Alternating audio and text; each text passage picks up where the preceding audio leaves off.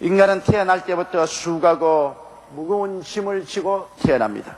죄의 짐, 미움의 짐, 질병의 짐, 가난의 짐, 마음의 짐, 염려, 근심, 불안, 공포, 좌절, 절망, 그리고 죽음의 짐들을 걸머지고 태어나서 살아가고 있는 것입니다.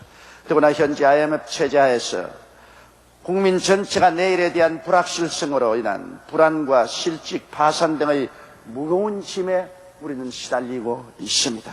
예수님께서 이러한 우리들을 향하여 두 손을 활짝 펴시고 다 내게로 오라, 내가 너희를 쉬게 하리라고 말씀하고 계십니다.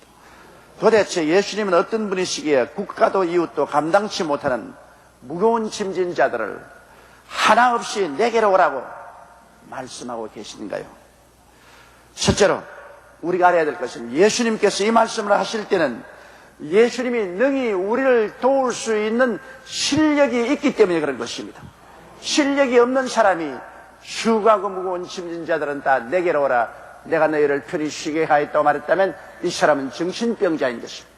그러나 예수님께서는 능히 일을 할 수가 있습니다. 우리가 구약 성경에 보면 이스라엘이 바벨론의 포로로 잡혀갔을 때 그 가운데 사드락, 메삭, 아벳느고는 하나님을 열심히 섬기고 주님 중심으로 선 귀한 일꾼들이었습니다. 느부갓네살이 두라 평원에 큰 신상을 세워놓고 바벨론의 모든 도백들과 지도자를 다 모아놓고 신상 개막식에 참석하여 나팔을 불고 악기를 울릴 때 다 그 신상 앞에 엎드려 절하라고 했던 걸 기억합니다. 느부갓네살 왕은 공중에 새도 떨어뜨리는 사람의 생명을 마음대로 주고 빼앗을 수 있는 그 당시에 가장 무서운 왕이었습니다. 그런 임금님의 명령인데 누가 감히 그 신상 앞에 절하지 않겠습니까? 악기가 연주되고 나팔 소리가 나며 모든 사람들이 다 땅에 엎드려 그 우상에 절을 하는데 오직 사드락, 메삭, 아벳느고만 서서 절하지 않았습니다. 이 사실을 왕께 고하며 왕이 진노해서 사드락, 메삭, 아벳느고를 불러서 너가 과연 내가 세운 신상에 절을 하지 아니했냐? 내가 다시 제2의 기회를 줄 테니 악기가 연주될 때 신상에 절하라. 그렇지 않으면 7배나 더 뜨겁게 한 풀무불에 너희를 던져 넣어서 태워 죽이겠다. 그때 사드락과 메삭과 아벳느고가 한 말이 있습니다. 사드락과 메삭과 아벳느고가 왕에게 대답하여 가로되 느부갓네살이여, 우리가 이 일에 대하여 왕에게 대답할 필요가 없나이다. 만일 그럴 것이면 왕이여, 우리가 섬기는 우리 하나님이 우리를 극렬히 타는 풀무 가운데서 능히 건져내시겠고 왕의 손에서도 건져내시리이다. 그리 아니하시더라도 왕이여, 우리가 왕의 신들을 섬기지도 아니하고 왕의 세우신 금신상에 절하지도 아니할 줄을 아옵소서. 그들은 단호한 신앙 고백을 했습니다. 만일 왕이 우리를 그 불타는 풀무에 던져 넣어도 우리 하나님은 능히 우리를 건지신 전지전능 무소부지하신 하나님에 대한 확실한 신앙 고백을 했습니다. 그리고 하나님께서 우리를 건지지 아니하실지라도 우리는 우상에는 절대로 절하지 않겠다는 신앙의 충절을 그들은 고백했습니다. 얼마나 분노했던지 왕이 특명을 내려서 풀무불을 7배나 뜨겁게 하고 군인들이 사드락과 메삭과 아벳느고를 묶어서 그 풀무불로 끌고 가다가 그 불길에 휩싸여 죽기도 했습니다. 그러나 사드락과 메삭과 아벳느고를 풀무불 가운데 던져 넣었는데 어떠한 일이 일어났습니까? 그곳에는 사드락과 메삭과 아벳느고 세 사람은 순간이라 제 네 번째 사람이 와서 그들과 함께 손을 잡고 불 가운데서 춤을 추고 있었습니다.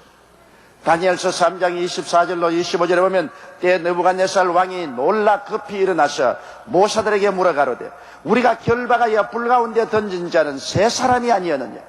그들이 왕에게 대답하여 가로되 왕이여 올소이다. 왕이 또 말하되 가로되 내가 보니 결박되지 아니한 네 사람이 불 가운데로 다니는데 상하지도 아니하였고 그 넷째 모양은 신들의 아들과 같도다 하였습니다. 바로 이 네 번째 사람이 누구냐? 하늘과 땅의 모든 권세를 가지신 하나님의 아들 예수님이신 것입니다. 사드락과 메삭과 아벳느고의 신앙 고백과 그들의 충절의 고백을 쫓아서 주님은 보좌에서 뛰어내려 그 풀물 가운데 뛰어들어와서 사드락과 메삭과 아벳느고의 결박을 다 풀고 불의 세력을 멸하고 그들과 함께 불구덩이 속에서 춤을 추고 있었습니다. 이것이 우리 주 예수님인 것입니다. 예수님께서 수고하고 무거운 짐진 자들은 다 내게로 오라, 내가 너희를 쉬게 하려고 한 말은 큰 말이 아닙니다. 예수님은 이와 같은 실력이 있습니다. 불꽃 가운데서도 자기의 백성들을 구출할 수 있는 능력의 하나님이신 것입니다. 마태복음 28장 18절에 예수께서 나와 일러 가라사대 하늘과 땅의 모든 권세를 내가 주셨다고 말한 것입니다. 지금 이 세상의 권세도 예수님의 손에 있고 하늘의 권세도 예수님 손에 있습니다. 그는 마태복음 28장 20절에 내가 너희에게 분부한 모든 것을 가르쳐 지키게 하라. 볼지어다 내가 세상 끝날까지 너희와 항상 함께 있으라고 말씀한 것입니다. 주님께서 가끔 가다가 우리와 함께 계시겠다고 말씀한 것이 아닙니다. 24시간 항상 어느 처소에든지 우리와 함께 계시겠다고 말씀하신 것입니다. 이 예수 그리스도의 말씀대로라면 주님은 이 자리에 우리와 함께 계신 것입니다. 이 예수님께서 우리에게 말씀한 것이 내게 와서 나의 멍에를 메고 내게 배우라고 그는 말씀하셨습니다. 그러므로 오늘 두 번째 생각하고 싶은 것은 주님의 멍에를 메라고 하는데 주님의 멍에는 도대체 무엇을 말하는 것입니까? 여러분, 옛날에 팔레스타인에서는 소로서 밭을 갈 때 어미소가 멍에를 걸머쥐고 새끼 소를 어미소 멍에 밑에 같이 세워서 밭을 갑니다. 큰 멍에가 어미소 목에 걸려있고 그 밑에 새끼 소가 함께 서서 밭을 갑니다. 이것은 새끼 소에게 밭을 가는 방법을 가르치는 것입니다. 똑바로 걸어가서 밭구랑을 똑바로 갈게 하는 것을 가르치는 것입니다. 그래서 농부가 이러 하고서 어미소의 채찍을 때리면 어미소가 잔뜩 긴장을 하고 온몸에 힘을 다 들이고 목에 힘줄을 내면서 그 멍에를 끕니다. 그런데 새끼 소는 그 옆에 어미의 멍에 밑에 들어있기 때문에 걸어가도 조금 더 힘이 들지 않습니다. 아마 새끼 소는 가끔 가다가 어미를 바라고 말하겠습니다. 왜 이렇게 힘을 쓰는가? 나는 그냥 걸어가도 아무 힘도 안 드는데 어미는 온 목에 혈관을 세우고 몸 전체 근육을 뻣뻣하게 하고 땀을 뻘뻘 흘리며 애를 쓰며 장기를 끌고 가는가? 왜 이런가? 아마 새끼소는 이해를 할 수 없을 것입니다. 그러나 멍에는 어미소의 목 위에 얹혀 있습니다. 어미소는 그 뒤에 무거운 전기를 끌고 있습니다. 새끼는 그냥 어미소 곁에서 그 멍에 밑에 따라갈 따름인 것입니다. 멀리서 다른 사람이 볼 때는 새끼소가 어미소와 함께 멍에를 목에 걸고 끌고 가는 것 같이 보입니다. 그러나 실제로 새끼소에게 물어보면 내 목에는 멍에도 얹혀지지 아니했고 나에게는 짐도 없고 나는 쉽고 가볍게 어머니 멍에 밑에 그냥 따라갈 따름입니다. 그렇게 고백할 것입니다. 예수님께서 나의 멍에를 메고 내게 배우란 말은 바로 옛날에 팔레스타인에서 밭을 가던 짐승들을 제자들이 익히 알고 있기 때문에 그것을 비유해서 말한 것입니다. 예수님께서 나의 멍에라고 말했습니다. 너의 멍에가 아닙니다. 내 멍에를 메고 내게 배우라고 말씀하신 것입니다. 그러면 예수님의 멍에는 무엇이었습니까? 예수님은 이 땅에 오셔서 우리 위해서 멍에를 걸머쥐기 위해서 오셨습니다. 예수의 멍에는 바로 갈보리산 십자가입니다. 예수님은 갈보리산 십자가의 멍에를 그의 몸에 걸머쥐고 그 멍에가 끌고 간 짐이 무엇입니까? 예수님이 멍에를 걸머쥐고 끌고 간 짐은 당신의 짐이 아니라 바로 인류에게 내려진 짐, 여러분과 나의 짐을 예수님은 당신의 멍에에 끌고 가신 것입니다. 예수님은 십자가 멍에에 우리의 죄짐을 짊어지셨습니다. 아담 하와 이후로 마지막 인류까지 지은 모든 죄를 예수님은 당신의 멍에에 걸머쥐고 가셨습니다. 그러므로 죄짐은 무거웠습니다. 힘들었습니다. 고통스러웠습니다. 예수님은 피를 흘리고 땀을 흘리고 살을 찢으면서 그 멍에를 걸머지신 것입니다. 요한복음 1장 29절에 보면 보라 세상 죄를 지고 가는 하나님의 어린 양이라고 말하셨습니다. 예수님은 바로 그 멍에 우리의 죄짐을 짊어지신 것입니다. 또한 예수님은 그 멍에 우리의 마귀와 세상의 종된 짐을 짊어진 것입니다. 우리는 아담과 하와이로 마귀의 종으로 살았습니다. 마귀는 우리 속에 세상을 가득 채워놓고 세속으로 우리를 끌고 가셨습니다. 하나님도 없고 하나님을 알지도 못하고 하나님과 관계도 갖지 못하게 했습니다. 그래서 하나님과 멀리 멀리 떠난 먼 나라에서 지옥을 향해서 줄다람쳐 가고 있었습니다. 그런데 예수님께 오셔서 우리의 마귀와 세상의 종된 짐을 당신의 멍에에 걸머쥐고서 이 마귀와 세상을 주님께서 멸하신 것입니다. 갈라디아서 4장 7절로 8절에 보면 너희가 아들인 고로 하나님이 그 아들의 영을 우리 마음 가운데 보내사 아바 아버지라 부르게 하셨느니라. 내가 이후로는 종이 아니요, 그렇게 말했습니다. 우리는 이제는 마귀와 세상의 종이 아닙니다. 예수님이 마귀와 세상의 멍에를 대신 짊어짐으로 우리는 해방되어 하나님의 자녀가 되어서 하나님의 성령을 받고 하나님을 아바 아버지라 부르게 했던 것입니다. 예수님은 우리의 마음의 슬픔과 육체의 질병의 짐도 그 멍에에 걸머졌습니다. 예수의 멍에에는 우리의 한없는 슬픔과 고통, 마음의 병을 걸머지며 육체의 질병과 고통을 걸머졌습니다. 이사야서 53장 4절 5절에 그는 실로 우리의 질고를 지고 우리의 슬픔을 당하였다고 말씀하고 있는 것입니다. 예수님은 그 멍에 우리의 생활의 어려움은 짐을 짊었습니다. 수많은 사람이 생활고로 허덕이지 않습니까? 이 생활고로 허덕이는 그 짐을 예수님이 당신의 멍에 위에 걸머지신 것입니다. 마태복음 6장 31절로 33절에 그러므로 염려하여 이르기를 무엇을 먹을까 무엇을 마실까 무엇을 입을까 하지 말라. 이는 다 이방인들이 구하는 것이라. 너희 천부께서의 모든 것이 너희에게 있어야 될 줄을 아시느니라. 너희는 먼저 그의 나라와 그 일을 구하라. 그리하면 이 모든 것을 너희에게 도하시리라 하신 주님께서 우리에게 짊어지어진 저주와 가난과 낭패와 실망의 짐을 다 옮겨서 당신의 십자가 멍에 위에 주님이 걸머진 것입니다. 그리고 주님께서는 우리의 죽음의 짐도 그 멍에 짊어지셨습니다. 요한복음 6장 54절에 내 살을 먹고 내 피를 마시는 자는 영생을 가졌고 마지막 날에 내가 그를 다시 살리라고 한 것처럼 예수님은 살을 찢고 피를 흘리시면서 우리 죽음의 짐도 그 멍에 걸머지셨습니다. 예수님의 십자가의 멍에는 가벼운 것이 아닙니다. 너무나 수고하고 무거운 짐입니다. 우리 인류로서는 도저히 감당할 수 없는 그런 짐입니다. 우리는 그 짐을 지고 모두 다 지옥으로 침몰해 가고 있었습니다. 그런데 예수님이 오셔서 십자가의 멍에 위에 우리의 짐을 다 거두어서 짊어져 버리고 말한 것입니다.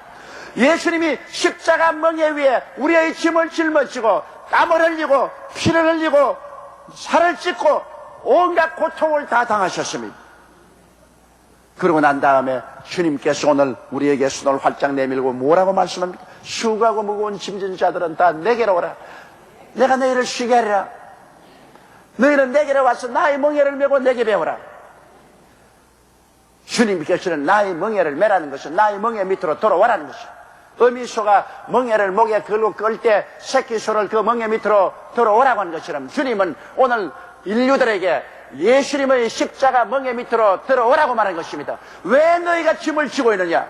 이미 내가 다 짊어진 짐을 너희가 왜 짊어지느냐는 것입니다. 너희 죄짐은 내가 짊어지었고 마귀의 종된 짐도 내가 짊어지었고 슬픔과 고통도 내가 짊어지고 가난과 저주도 내가 짊어지고 죽음과 지옥의 짐도 내가 짊어졌는데 왜 새삼스레 내가 또 짊어지고 있느냐? 왜 그걸 짊어지고 수고하고 무거운 인생길을 걸어가느냐? 남녀노유 빈부 기춘할 것 없이 내게로 오라. 그리고 나의 멍에 밑으로 들어오너라. 나의 멍에를 걸머지라. 예수님이 우리 대신 종의 멍에를 메셨으니 다시는 종의 멍에를 메지 말아야 됩니다. 갈라디아서 5장 1절에 그리스도께서 우리로 자유케 하시려고 자유를 주셨으니 그러므로 구석에 서서 다시는 종의 멍에를 메지 말라고 말했습니다. 주님은 멍에를 이제 메지 말라고 말합니다. 우리는 예수님의 십자가 멍에 밑에 들어가 우리 짐을 모두 예수님의 멍에 맡기고 따라가기만 하면 되는 것입니다. 시편 55편 22절의 말씀을 한번 따라 읽으십시오.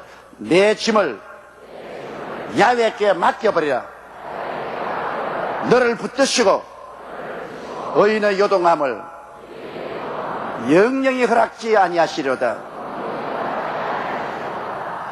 IMF 체제로 실직, 해고, 파산, 깨어지는 가정, 또 자녀 입시, 자녀 문제, 이러한 여러 가지 문제로 우리 한국 사회가 흔들리고 있습니다. 우리의 가정들이 흔들리고 있습니다. 오늘 우리에게 새로운 힘이 필요하고 용기가 필요하고 평안이 필요한 것입니다. 그런데 예수님께서는 여기에 너희가 이런 짐을 지고 비틀거릴 필요가 없다. 내게로 오라. 그리고 내 멍에 밑으로 돌아오라고 말한 것입니다. 여러분, 성경 요한복음 14장 20절에 평안을 너희에게 끼치노니 곧 나의 평안을 너희에게 주노라. 내가 너희에게 주는 것은 세상에 주는 것 같지 아니하리라고 말한 것입니다.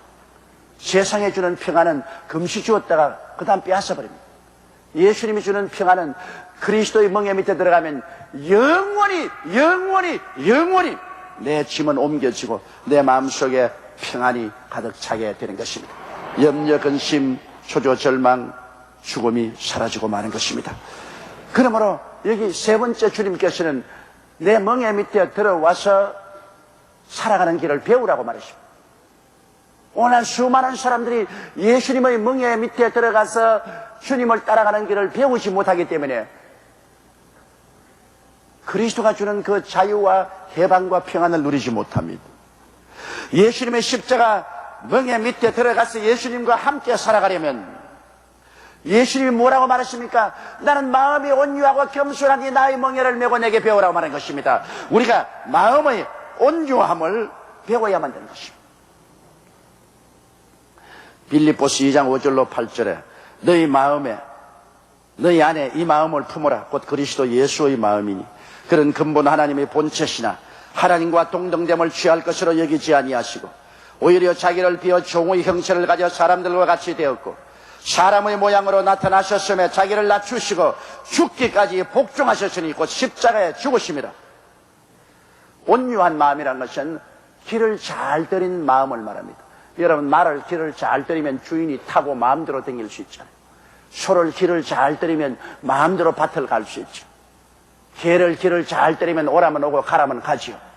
여러분, 가축들이란 길을 잘 들인 짐승들입니다. 옛날에는 다 그게 맹수들이었어요. 그러나 길을 잘 들여서 사람과 함께 사는 가축이 되었어요. 길 들인 것이 가축이죠. 온유한 마음이라는 것은 여러분, 길을 잘 들인 것입니다. 요 며칠 전에 술 취한 주인을 밤새도록 가슴에 품고서 주인을 지켜준 개에 대한 이야기를 들었죠.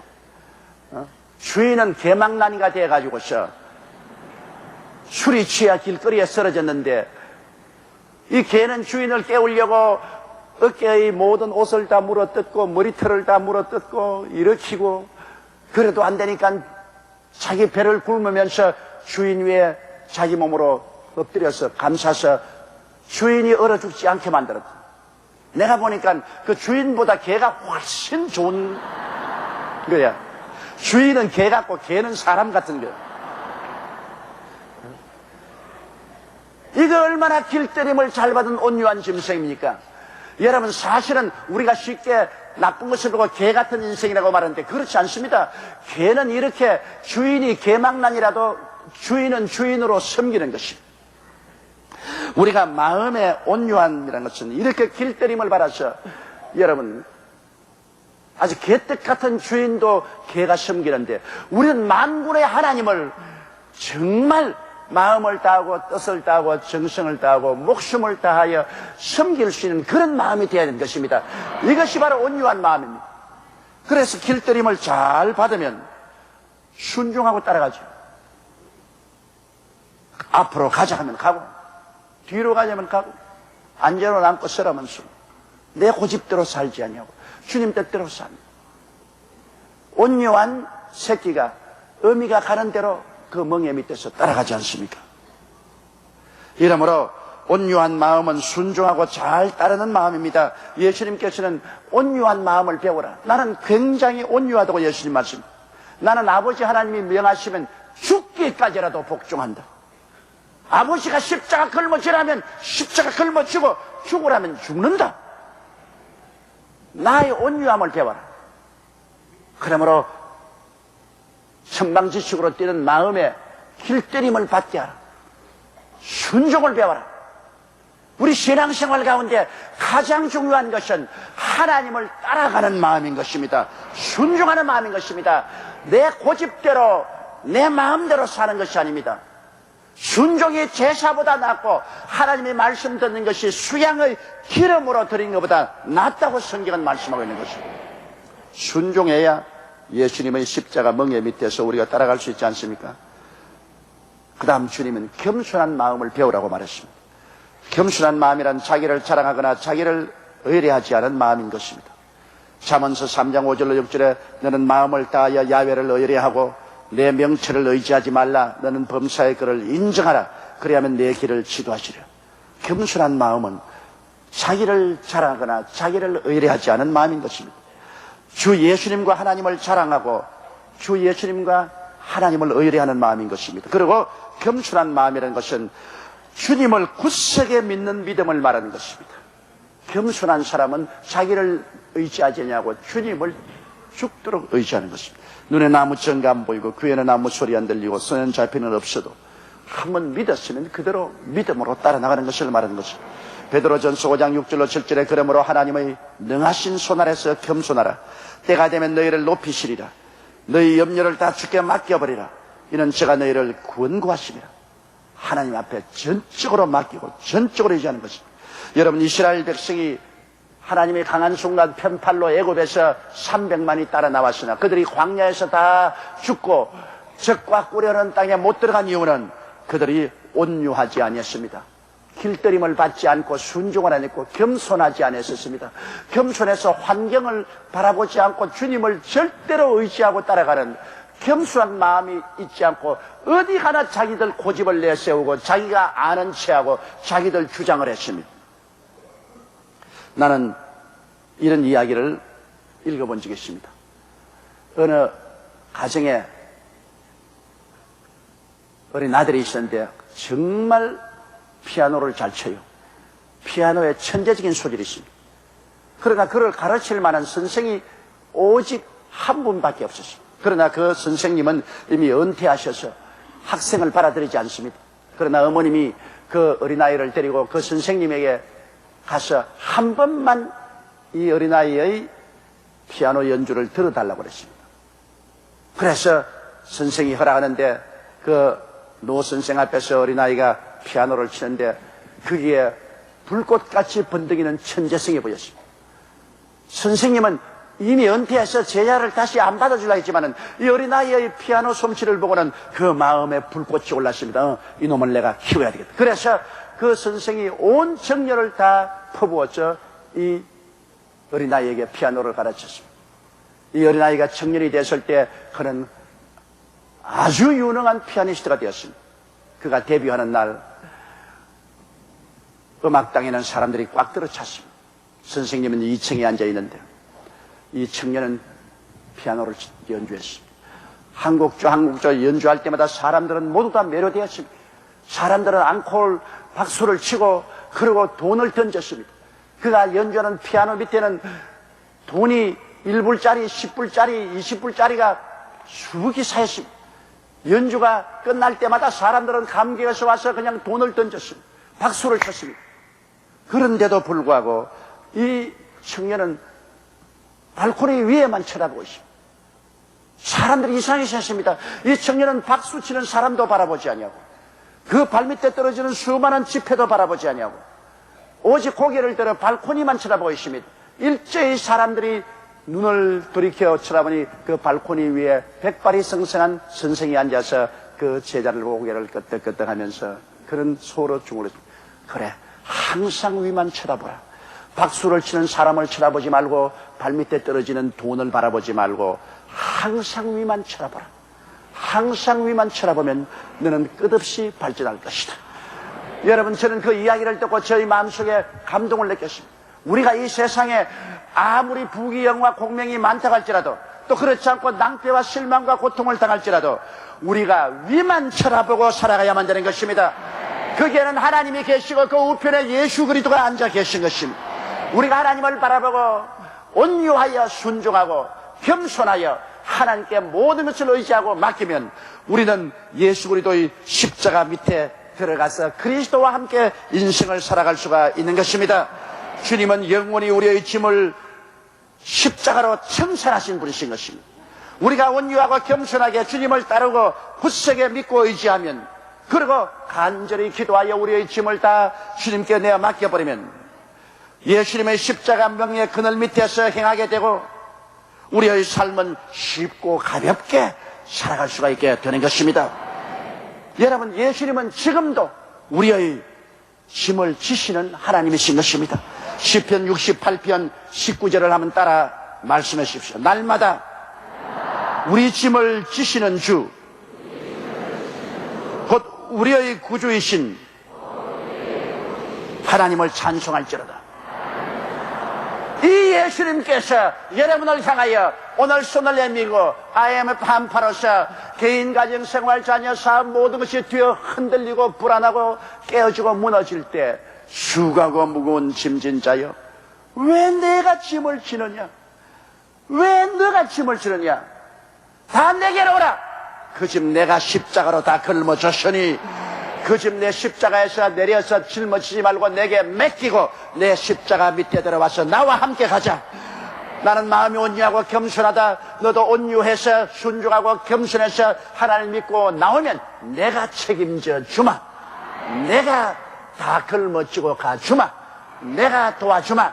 내 멍에는 쉽고 내 짐은 가볍다. 인생을 쉽고 가볍게 소망과 기쁨과 즐거움을 가지고 살아라.